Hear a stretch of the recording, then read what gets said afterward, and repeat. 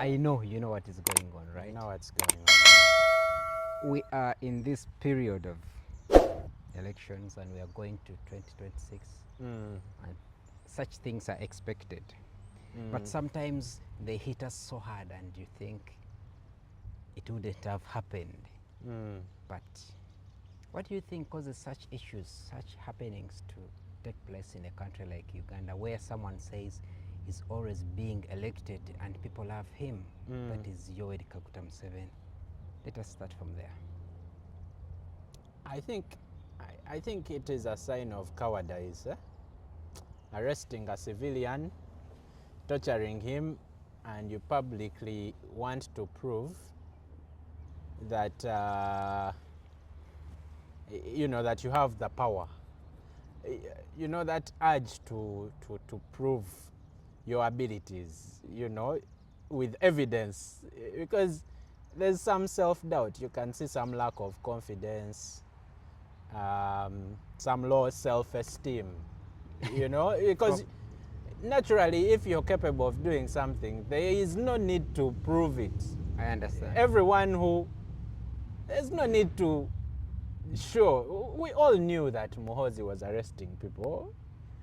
And then we all, you know, all our protests involved that gentleman's, or whatever you call him, person's name, you know, torturing people, arresting people, and his name has come up numerous times. I see. But now this urge, there is an issue with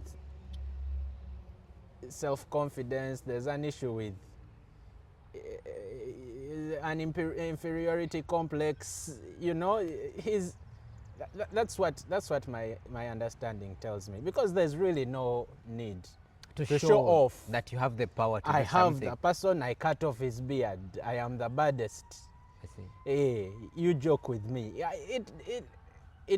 I feel sorry for him, because it is sad. One, he is a father himself. Mutwe is a father. Now what example are you setting? Maybe he's training his children to be like him. Or I really, it's hard to understand, but for me, the message it sends me is more proof that these guys are cowards. Before we dig deep into all that and many other issues, my name is Ashraf Kasirye, right here on Ghetto TV. We are going to dig deep into all these issues in this program right now. I'm so happy that I'm hosting the gentleman, the presidential advisor in the diaspora, Herman to the president, NUP, Robert Kyagulanyi Ssentamu. Now that we are having instances where people are being kidnapped, people are being tortured, and there is arrogancy among those that are doing whatever they are doing, I want to get views from this gentleman here, and we want to know what the diaspora is planning to do as we head into the 2026 general elections, because we know such things have been happening, but then what? Yes, Herman, history says it all, that whenever you're dealing with a dictator like Eyogedde Museveni, you expect many crimes to be committed to those people that oppose this gentleman like Museveni. But now Ugandans will keep asking, then what? You're saying you're leading us into this revolution to make our country better for all of us. And you also know that whatever he is doing right now, he has always done. All people like him always do this to stay in power. Then Has what? he really? Has he always done this? I think there's a new level there's a new effort to prove how violent and how authoritative the government can be. I think things are not the same. It hasn't been the same. It has not been. This is the first time an individual holds someone. Because civilian arrest is supposed to be done by the police, at least in my understanding of the law. I get you. And someone says he's in my basement. I am teaching him. Openly says it. Yeah. it feels like he's making an effort to individualize this arrest, to say it is me, and I have the authority to do this. Me who? The CDF or me Muhoozi, the first son? Or both? Whatever capacity. You know, Muhoozi is the CDF according to Museveni, and whatever capacity he is, I mean, all those people are embarrassments in their, you know, in their roles, under their titles. The president himself is an embarrassment to the country. So whatever he is, whoever he is, because if you think about it on a personal level, it is both personal and also national, you know. So for me, that's, at least I see it on both sides. So I think things are not exactly the same way that they have always been. But therefore, everyone will say that the torturings have always happened. They've always now, happened. This Correct. is a different way of channeling the paradigms. So what are you doing, you as the opposition, NUP, you the Hermans, you the His Excellency Bobby Wine and all the other people around? What are you planning to also change the paradigms of attacking this kind of torture, attacks, abductions? How are you planning to do this as we head to 2026 elections? Just what we have done, what we have always done, but bigger, in my opinion. We have seen as the arrests, as the torture advances, as they expose themselves more, we have seen more direct guidance. Today, the President, Honorable Kyagulanyi, has directed people, come out and protest. It is more open. As they advance, we also advance in our efforts and energies. And you know, we've had a 4-hour call. I don't know if you are part of that call. We've had a 4 or 5-hour diaspora call, brainstorming what interventions we can undertake. And we've all and what we've done is always mobilize, organize, and sensitize. Thankfully, they are doing one for us, which is sensitizing, because that is a form of sensitization. Yeah, telling the people that this is what we can do to you. Yeah, this is what we are capable of. This is what we've always done. So that work sort of is being done for us. Now we have to strongly organize and strongly mobilize, which is what we were discussing during today's meeting in the morning. Okay, twogereko mu Luganda oba Yes, waliwo ensonga gye beta sectarianism. Yes, sir. Oba zibanjawukana oba busosoze mu mawanga. Tulabye CDF bamuyita Muhoozi Kainerugaba ng'akozesa ekigambo olunyankole. He's learning runyankole. He's teaching Eddie Mutwe runyankole. Yeah, Eddie Mutwe is learning runyankole. Abantu abasinga balowoozeza nti agezaako okwongera kusiga ekyo ekyawula abantu mu mawanga, so nga pulezidenti wo gw'oyambako mu bukulembeze Robert Kyagulanyi Ssentamu agezaako kirwanyisa era akirwanyisiza ddala nti tetwawukana mu mawanga, ffe bamu twawukanamu ebyo bye tukola. Oyinza kyogerako kyekyo? Ati kati walaba ebintu bye bakola ate bye batusibako.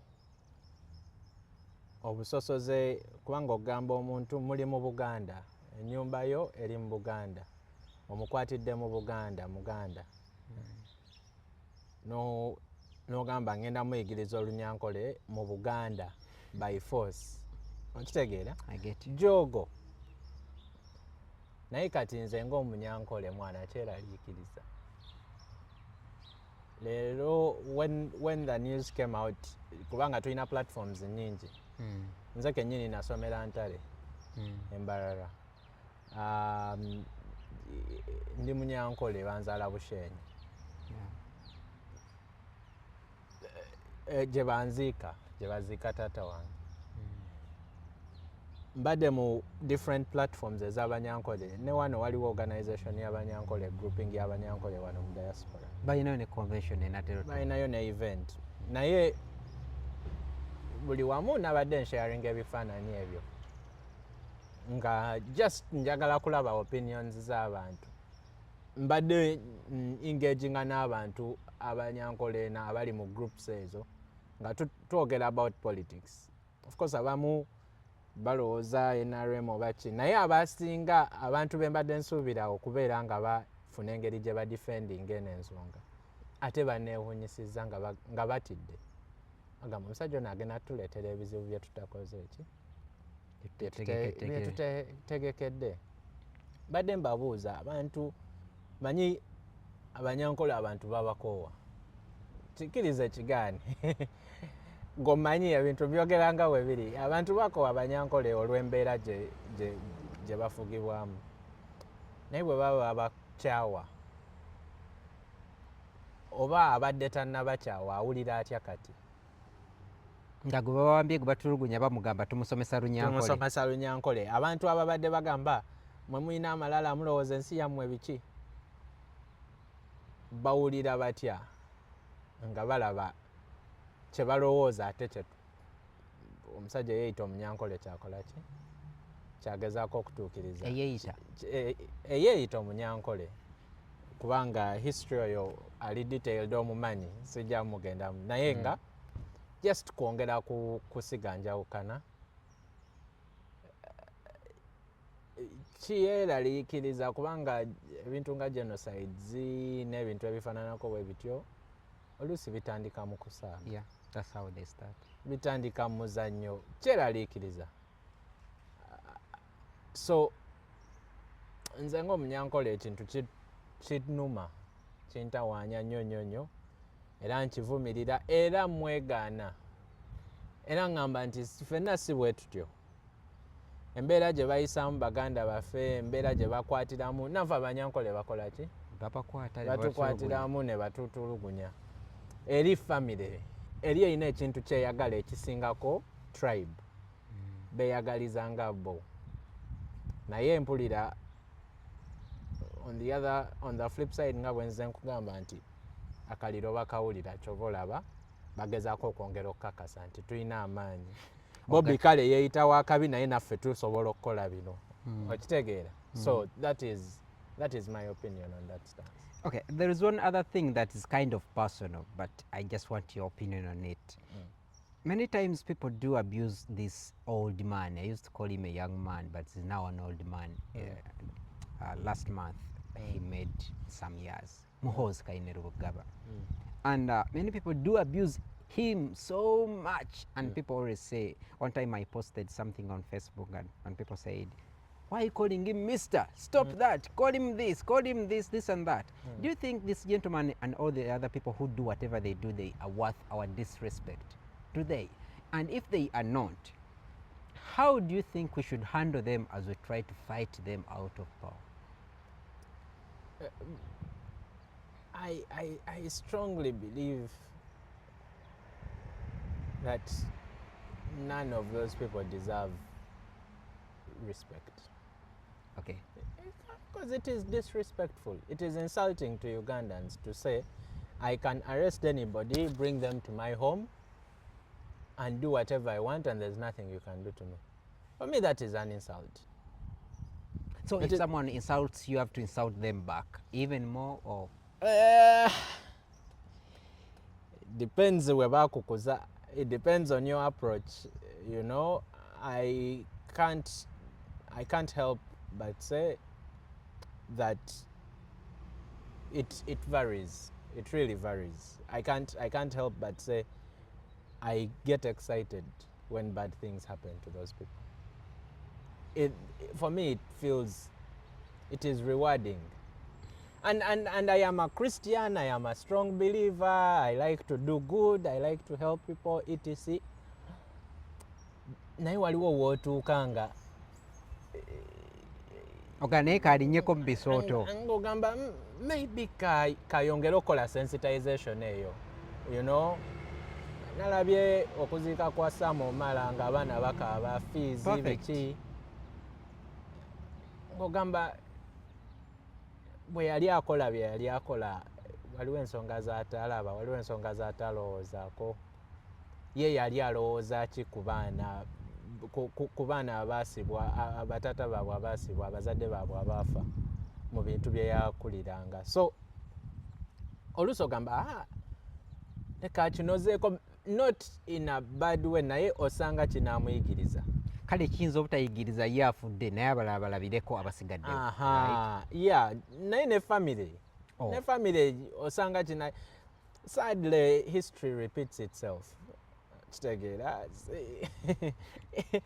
olugira nga wavaayo omulala nga yagamba zosanga banankwata bulungi ate weewuunye. Oluusi oyo omulala avuddeyo nga tayogera na Lunyankole lwe bagezaako kuyigiriza Eddie Mutwe. Ekitegeera kye nkugamba. I get your point. Nga naye yasinga okubeera omukambwe ku President Kyagulanyi, yasinga okubeera omukambwe ku NUP, yeyakyawa NUP n'obulamu bwe bwonna. Naye abeera nga alinze bamuyigiriza oluki. Olowooza si strategy kubanga ate bwontwalamu ensonga dictator kati nga Museveni agezaako nnyo bwe ndowooza anyway njafuna opinion yo bwe ndowooza nti abantu bangi abatali mu tribe gyagamba gyavaamu ey'Abanyankole ate bakozesa okukola ebyo byogambye bangi abali wano ewaffe sobola bamenya mannya abasinga n'okuswaza baswaza. Don't you think that is a strategy? Anti twakyogerako nyina omukulembeze gwe nali nkyogerako naye nangamba abo abantu si basiru ekibatawaanya mululu. Oh, greed. Olaba abantu bava e Kampala ne bagenda ne banoonya sale yonna gy'abeera. Oluusi si yabanoonya n'obanoonya. Be bakola ki? Be bagenda ne bamwegayirira ne bamusaba emails. Mpa email yo n'akwata akazindaalo. Bameka be bayembarasinze bemba mmenya be. You know, Ragadi bamwembarasinga gundi ani ono mukomuko yani bamwembarasinga naye ogenda okusanga nga abalala beyongera ku subscribinga. Oyo ayinza okuyiga omulala kwegamba kikwewuunyisa engeri y'omululu. Oluusi n'oneenya n'ogamba economy mbi naye waliwo ebintu nga tebiyinza kutuuka ku ekyo. Kuba ate bw'ogamba nti economy mbi ate nze ndaba abagendayo be balina ssente. Ragadi tali bubi. Kono muyimbi King Michael yani yeyayita kati. Abo bonna bagendayo nga tebali bubi ng'omuntu ali wansi asula wabweru. So nze sandigambye nti economy just mpisa mbi oba mululu be batusinga omululu bwe tuba tukitwala. Naye tebayiga naye kansubire nti beeyongera okulaba ensonga nabo ne baziraba naye oluusi kimala kutuuka mu nnyumba yo. Kimala kutuukako wennyini n'ogamba abasajja bano bazibu nnyo. Ebigenda mu maaso ku nsonga ya muganda wange Eddie Mutwe bigenda kugenda mu maaso nga twolekera akalulu. Bigenda kwongera ogenda mu maaso nga tugenda mu kalulu. Diaspora mulina plans. Biyinza okweyongera awo wensinga okwagala. Diaspora tulina strengths nyingi nnyo. Ezimu nzogera endala sitera kwagala zoogera naye tulina capacity n'abakulembeze b'e Kampala oluusi nyina obajjukiza nti diaspora weeri resource weeri tugiutilizing. Nga bwe nkugambye tukola organizing, tukola mobilizing, sensitizing, tukwatayo obukwasi kubanga bali bakola ki? Emirimu bagitukolera egy'okubuulira abantu nti tufugibwa batemu. Nga bwe nkugambye tubadde ne meeting empanvu tugenda tukolinga for protests all over the diaspora. To America, New York abali ku Northeastern tugenda New York ku Human Rights Head Office, Human Rights Commission Head Office to demonstrating ku 9th. That will be Friday next week. In the meantime, I'm sure there's going to be something in Boston that we are organizing. Ne chapters endala tubaddeko n'abe Europe. South Africa is coming. South Africa holds some of the biggest demonstrations for NUP in the diaspora. Australia tubaddeko nabo ku simu, UK tubaddeko nabo ku simu, ne Canada. Those people are going to organize. Europe njogeddeko. chapters in a different strengths. Middle East, Dubai, those Middle Eastern countries, Dubai, Saudi, Jordan, Oman, Bahrain, Qatar. Bali online bongera ku exposing na kutambuza nsonga eno kwongera kutereeza abantu nakubategeeza nti ebintu tulowooza birungi naye si birungi. Bw'oyogera ku demonstrations zino ze ngazi Ashraf ndaba zikola omulimo gw'amaanyi. Tulina America, tulina Europe, naye obuzibu bwange buli mu Middle East. Gavumenti zino esinga eza Middle East nzibu era policy zaazo tezaagala nnyo kumanya ku kintu kye bayita human rights. Ki kye tunoonyayo mu demonstrations zeeyo, ki kye tuba tunoonya kuba ne demonstrations zaayo nzibu za kukola naye online esobola okukola. What are we looking for in that kind of aspect? The online is also lately a strength in numbers. Abaana bangi abagweredde mu nsi z'abawalabu ezo. When we show our strength in numbers, you know, Sudan went viral like that. Kenya organized demonstrations like that successfully. Wabeerawo agitation, wabeerawo n'okujjukiza abantu bano. Nga EU ebadde meetinga ne Muhoozi ababadde bamuinvitinze ku events zaabwe. Wabeerawo okubajjukiza. Once they start to see the numbers, bajjukira nti no. Tudiringa na Mutemu, tudiringa na mukwasi wa abantu, tudiringa na mutulugunyi.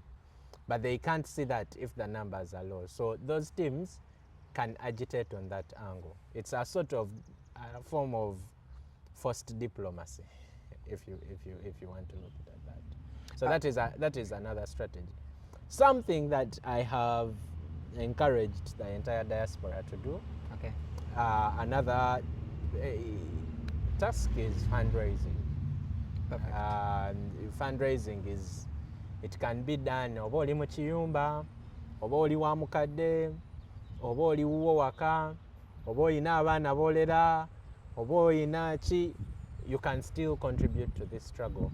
Just tukirira, it takes a very little effort. Oba genda ku inbox yange, oba gye ku inbox ya Ghetto TV, oba gende ku Jebi Muwonge amubuuze mu diaspora ani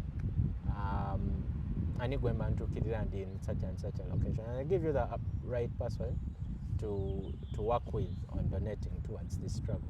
Kubanga struggle yeetaaga funds, akalulu keetaaga funds, keetaaga support y'abantu b'omu diaspora. Tetunnatandika kukikwata nnyo naye ng'era tugenda tukola ki? Twongera okinyweza okutuuka nga bwe twali mu 2021 n'okukirawo. Perfect. Tatumalirize twogedde ku bintu ebiwerako naye obudde olusi bwa tebutumala. Tugenda kusigala nga twogera because I'm right here, you're right here, Katonda atuwa obulamu era tukyali mu lutalo olulwana. Ndi munnamawulire, oli musajja ali mu health, oli musawo. Is it okay if I say that out loud? Oli musajja musawo. So ntera nnyo nagamba abakyali bange nti yonna gy'ogwa, you have to oyina side ya cake ku Uganda. So osobola okuvaayo n'olwanirira ensi yo n'etereera. Let's talk about the convention that is coming up 2025 here in Boston, right? Ki ekigenda mu maaso? Convention is an opportunity for us to meet. It's happening in August from the 7th to the 10th. Tulina events ez'enjawulo. Ku convention kwennyini kuliko demonstration. Ku convention kwennyini kuliko human rights event, to inviting delegates oba ba diplomats from the government here, ne boogera naffe ne tu engaginga nabo okufuna more details about what are all our letters, where our letters are, why they continue to support the terror that Museveni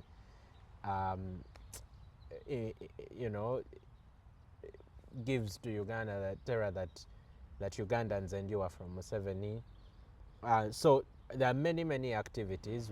This is going to be the 4th, I believe the 5th maybe. I think 5th. Yeah, the 5th convention. Tubalinze mujje mubeerewo, mujje mubyekolere. Egenda kutandika opening gates za protest vote mu diaspora tulabe ne activities za fundraising n'okuorganizing nga ziri stepped up. Oyogedde kagamo ke bayita protest vote. Buli omu yeetaaga okwongera okkannyonnyoka kazibu kakutegeera ng'oli akoogedde protest vote. Kalina amakulu mangi. Abalabi bo baako kye bagamba what is a protest vote in this case? Well, a protest vote, the idea is that we are not voting because we are enjoying democracy, or we are voting in protest of impunity, in protest of human rights violations, corruption, poor infrastructure, etc. Vigilance. So the action of voting is a protest in itself. Okay. Okitegeera abantu bagamba wetu demonstrating nga batukuba emiggo, wetuvaayo netubabuulira amazima, netubyogera ku TV, netukola ki batukwata batusiba. But this is constitutionally designated for you to be engaged in. So you're not coming out because it is what you really want to do, or it is the most ideal, but you're doing it in protest. Mukugana, mukuwakanya embeera gye tuyitamu nga bannayuganda. And that is my understanding and interpretation of the word. So that means if someone comes out to vote, ne balonda owaabo wa NUP, oba alangiriddwa oba talangiriddwa, abalaze amaanyi ge oyo alonze. Aba participatinze mu protest. Aba protestinze. Kale gwe atasobola kuvaayo kwekalakaasa oba okozesa eno angle to participate in the protest. In a protest, it is an election, but an election that is a form of protest for us as Ugandans, and we should embrace it. One other, and I think the very last opinion or caution I would want to get from you to our viewers of Ghetto TV. Usually freedom fighting movements don't take that short period of time to end. You don't get to victory that quickly. Same thing with Ugandans, same thing with the blacks in USA here. The MLKs started many years ago. Many of them have died, but they are still fighting. What word would you give to a Ugandan, especially that one who would feel they will become frustrated because we are not getting there, demoralized, and yet they are still being told, please be part of this revolution?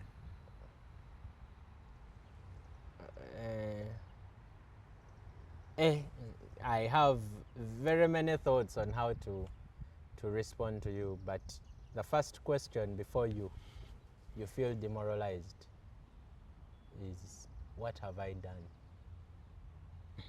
about this situation? You yourself. Before, as an individual, assess, self-assessment. What have I done? Once you answer those questions and you're like, I have done A, I have done B, nga gwe weka gwe assessing, I've done A, I've done B, I've done C. Also look at what you have not done. You get what I'm saying? I get what you're saying. Kubanga, and usually what you have not done will answer the question of why it is taking longer. Oh, so now you're driving it to the word of unity and participation. Involvement, yes. Involvement, yes. Thank you. Kubanga tunenya nnyo NPs temukoze kimala, ba diaspora mutudde mwebase baki, and usually some bloggers bakivuga nnyo ekibuuzo ekyo. Naye okay, obloginze bulungi olina following ewera. What have you done more than that? Okoze eki as an individual. Okubloginga is a good thing. Era tukiwagira. Era bw'oba kyosobola kubanga nze I have asked myself that question to a point where I attempted blogging. Wagenda ku Facebook yange. like 2 or 3 videos where I turned on the phone and started talking to myself about how I was feeling and how upset I was. I'm like, you know what, this is not my best suit. Your suit. But there are people who do it really, really, really well. So good. Naye ate ekyo tekiŋŋaana kujja ku TV nembako byenkola ki byenjogera, kujja online nembako byenjogera. Yes, I am not good, but I am not giving up that angle. So you are involved. I am involved either way. I am involved in blogging, I am involved in fundraising, I am involved in mobilization. You will see me walking around churches in Boston nga bantu bagamba muliwa lwaki temujja ku bintu bino. I get you. You will see me nze family yange yankoowa buli opportunity gyenfuna mbatamye ebintu bino mbagamba ebintu bino ku ssomero gyembeera oluusi mbagamba ebintu bino mu class. It is so on my mind that there is no way I can run away from it. Mukyala wange anyway. Waliwo omulala gwe sigenda kwogera linnya yaŋŋambako olumuwerako gwe nagamba mwana oyo kati yankyawa ali mu bintu ebyo byokka bambi nenkuwolereza naye ekitegeera. I get your point. So it is challenging, but again to answer your question directly, bwe weebuuza ki ky'otakoze, you will quickly notice that singa okikola ky'obadde ng'otakola ate struggle ejja kutambula mangu. There are quick fixes. Kwate mundu kola ki, you take power. Naye kibeera kituzaayo mu cycle. Twagala tukolera abaana baffe abo. Uganda eyeegombesa. Uganda gye tubaagaliza. So we are not looking for quick fixes. We are looking for more efficient, more permanent, more conclusive ends to this impunity and these problems that we've been through basically since independence. Tugenda kutandikira ku nsonga eyo next time wetuddamu okusisinkana. Yes, ogambye bingi byosobola otugamba ng'otujjukiza nti gwokoze ekyo okulaba nga luno olutalo terukoma wano terulwawo. So ensonga endala zonna ogenda kwongera ozoogerako genda mu maaso malirize. Kumaca nasomye ekintu ekigamba nti don't ask what the opposition has done for you. Ask what you have done for the opposition. What have I done for my position? Whatever. That is Herman Ainebyona. He's the presidential advisor in the diaspora. He does a lot of work and we're happy we've hosted him today. Tujja kuddamu tumukyaze n'abalaba ntugenda bakyaza Ghetto TV mwebala tugoberera. Twongera okubanja abantu be bawambye. Twongera okubanja abantu be bakuttira basibira mu makomera emyaka nga tebawozesebwa. Era ebintu bingi bigenda kukolwa mu diaspora nga bwatugambye. Be part of it, your involvement. Thank you so much, Herman. Thank you very much, Ashraf, for so this much. opportunity. Webale kunyigiriza budde n'onsalako mu